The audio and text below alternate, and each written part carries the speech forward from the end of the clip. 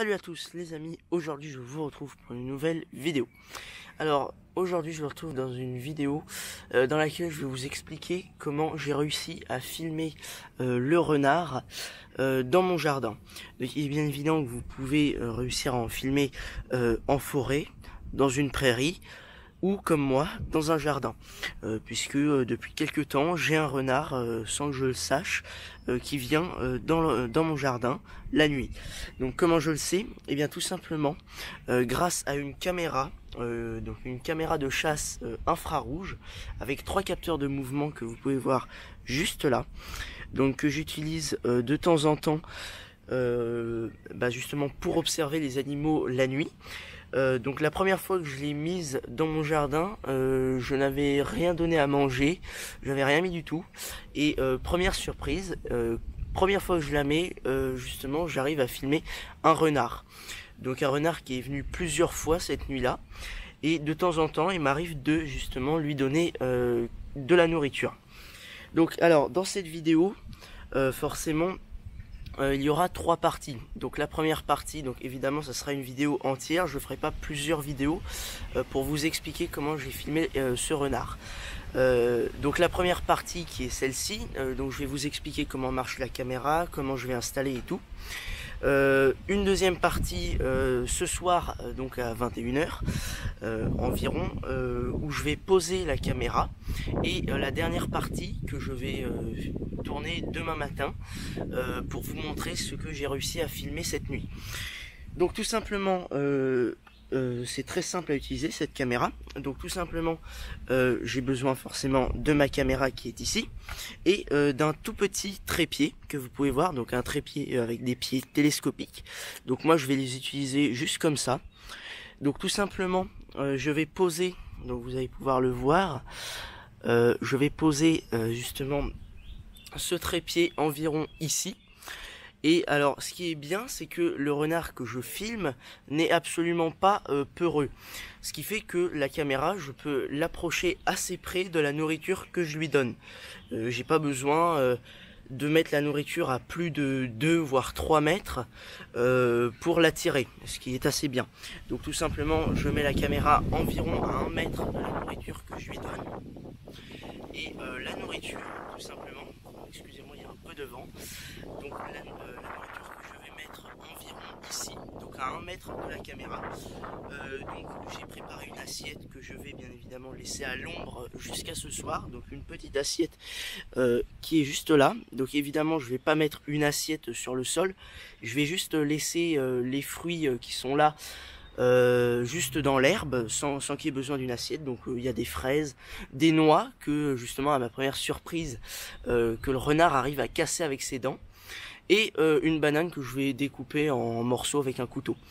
Donc je mettrai ça ce soir vers 21 h juste devant la caméra. Et forcément, je vous expliquerai comment j'actionne cette caméra.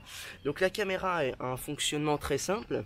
Il y a, comme vous pouvez le voir, une caméra juste là qui filme jusqu'à 12 mégapixels, ce qui est vraiment pas mal pour cette caméra. Ici on a des LED infrarouges qui permettent de filmer la nuit. Et ici on a 3 capteurs de mouvement qui permettent justement, dès qu'il y a quelque chose qui bouge, qui permet à la caméra justement de se déclencher. Donc excusez-moi, vous venez d'entendre mon chat qui est juste à côté de moi. Voilà, qui va peut-être passer, vous allez peut-être le voir, là je vais vous le montrer. Hop, je ne sais pas si vous le voyez, il est juste là-bas, voilà. Donc tout simplement, comme je le disais, il y a 3 capteurs, ce qui permet justement à la caméra, dès qu'il y a quelque chose qui bouge, la vidéo se déclenche, et donc on a justement l'animal qu'on veut observer. Donc bien évidemment on peut régler la durée de l'enregistrement, on peut régler si on veut mettre, si on veut prendre une photo et une vidéo, ou juste une vidéo, ou encore juste une photo. Donc moi ce soir je vais régler la vidéo sur 50 secondes et juste prendre une vidéo. Il se pourrait aussi que je mette aussi le mode photo, ce qui vous permettrait d'avoir une image arrêtée justement sur le renard. Donc voilà, donc c'est la fin de cette première partie. Donc je vous retrouve ce soir vers 21 h donc pour vous montrer comment j'installe la caméra. Et puis bien évidemment, à la fin de cette deuxième partie, je vous retrouverai demain matin pour le résultat de ce que j'aurai filmé. Donc voilà, je vous retrouve dans quelques heures. Au revoir. Je vous retrouve donc pour la deuxième partie de cette vidéo pour vous expliquer comment filmer un renard, donc que ce soit comme moi dans un jardin ou dans une forêt, dans un champ ou encore d'autres endroits. Donc comme je vous l'ai dit, j'ai besoin bien évidemment de ma caméra de chasse infrarouge, du trépied, voilà, qui va me permettre de soutenir cette caméra, et bien évidemment de la nourriture qui est pour l'instant dans une assiette que je vais mettre par terre juste avant de fermer le boîtier. Donc tout simplement, d'abord j'ouvre ce boîtier. Donc la première chose bien évidemment, c'est de savoir comment fonctionne cette caméra. Donc sur cette caméra, nous avons un mode off, un mode test et un mode on. Donc forcément, quand le mode off est activé, la caméra est éteinte. Quand il est sur mode test, ça permet donc de faire les réglages, donc dans menu, donc tout ce qui est qualité d'image, temps de la vidéo et tout. Nous avons le mode shot qui permet de prendre une vidéo sans que la caméra soit en mode on. Et nous avons aussi le bouton play qui permet de lire les vidéos. Et en dernier, nous avons le mode on qui permet en fait tout simplement à la caméra, à partir de ce moment où le mode on est activé, la caméra donc va fonctionner toute seule. Dès qu'il y a quelque chose qui passe ou un mouvement, la vidéo se déclenche. Après, ce qui est bien aussi, c'est que quand le mode on est activé, en fait, la caméra nous laisse 15 secondes pour fermer le boîtier et partir. Donc, je vais tout d'abord allumer la caméra en mode test et nous allons faire les réglages. Donc ça va prendre quelques minutes. Donc nous allons au début dans le menu. Donc le mode, comme je vous l'ai dit, c'est photo et vidéo. Donc ça va prendre une photo au début et une vidéo ensuite. Donc ok. Ensuite, au niveau de la résolution de l'image, nous restons sur du 8 mégapixels. Ok. Ensuite, au niveau de la longueur de la vidéo, j'avais dit 50 secondes, donc voilà, c'est réglé. Ok. Donc les premiers réglages les plus importants sont faits. Donc à partir de ce moment-là, donc je vais poser la caméra. Ensuite, avant de fermer le boîtier, je vais forcément mettre les fruits. Donc hop, voilà. Donc je vais mettre là. Voilà. Donc, on va juste faire ça. Voilà. Donc les fruits sont mis par terre. Donc ensuite, je vais fermer le boîtier. Donc évidemment, dans le cas où il pleuvrait, je vais mettre ma caméra juste en dessous de la table de mon jardin. Ce qui protégerait un peu la caméra. Dans tous les cas, normalement, toutes les caméras de chasse sont équipées d'un petit caoutchouc que vous pouvez voir là, ce qui permet au boîtier d'être étanche en cas de pluie, justement. Donc ça ne sert pas à grand chose de le mettre sous la table, mais bien évidemment ça empêche que l'eau rentre un peu, quoi. Donc ensuite, je vais forcément mettre le trépied. Voilà. Donc je vais serrer. Voilà. Ensuite, je vais déplier les petits pieds. Hop. Je vais mettre ma caméra juste là. Donc il est bien évident que la caméra doit être en face des fruits pour que forcément ça s'active. Voilà. Ensuite, donc vous ne verrez pas, mais il y a un compte à rebours, voilà, qui se déclenche. Donc 15 secondes pour fermer le boîtier et partir. Voilà. Hop. Donc on met bien en face. Donc la caméra est prête. Maintenant, il n'y a plus qu'à attendre demain matin pour que le renard passe cette nuit et donc qu'on ait des résultats.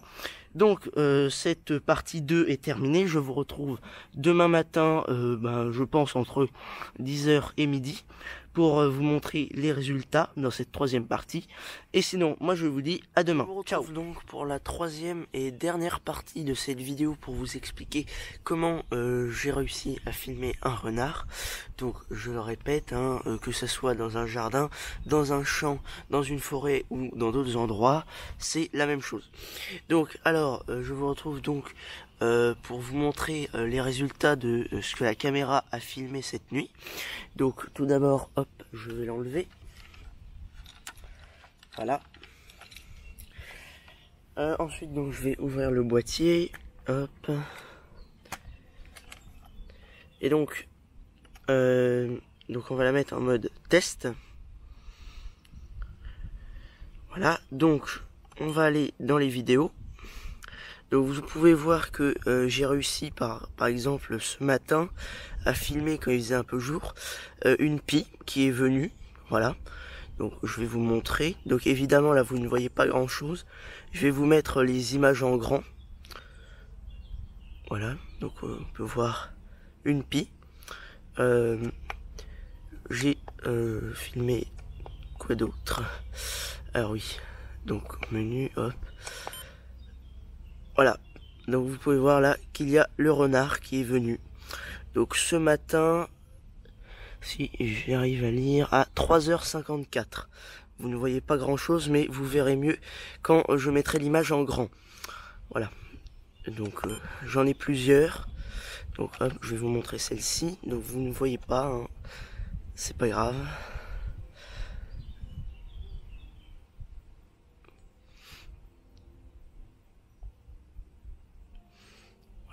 Hop, donc là il revient. Donc hop, je vais arrêter et je vais vous montrer ça sur la vidéo dans le montage. Donc je vais bien évidemment vous montrer donc les photos, donc les voici.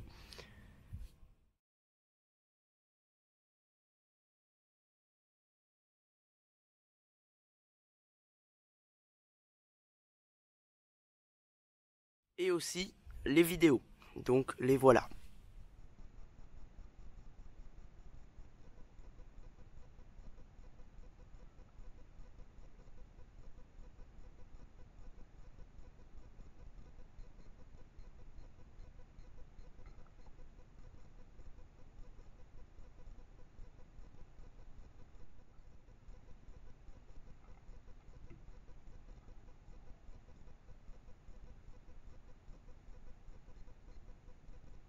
Vous avez pu le voir, le renard est venu plusieurs fois à des heures différentes dans cette nuit de samedi à dimanche.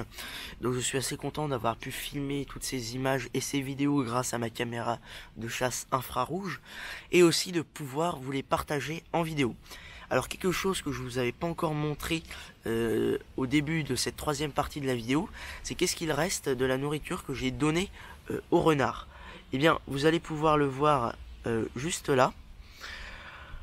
Il reste encore les morceaux de banane. Donc je croyais qu'il allait tout prendre, donc les noix, les fraises et les bananes, mais il a laissé les morceaux de banane. Pourquoi? Je ne sais pas. Mais en tout cas, ce qui est assez impressionnant chez ce renard, c'est que grâce à ses dents qui sont assez puissantes, il a réussi à broyer la coquille des noix et à manger cette coquille. Puisque si je regarde dans mon jardin aux alentours, il ne reste absolument aucune coquille. Donc il a tout mangé, sauf les bananes. Voilà, donc cette vidéo est terminée. Mais avant de la terminer, je voulais vous passer une petite information. Donc prochaine vidéo que je ferai, qui va sortir dans quelques jours, peut-être dans quelques semaines, je ne sais pas encore. Ça sera sur la fin, entre guillemets, de mon élevage de chenilles. Que j'ai commencé il y a plus d'1 mois et demi. Donc bien évidemment je ne vous en dis pas plus. Qu'est-ce qu'il y aura? Je ne vous en dis pas plus. Je vous laisserai découvrir ça dans la prochaine vidéo qui sortira dans quelques jours voire quelques semaines. Sinon j'espère que cette vidéo vous aura plu. Moi je vous dis à la prochaine pour une nouvelle vidéo. Ciao.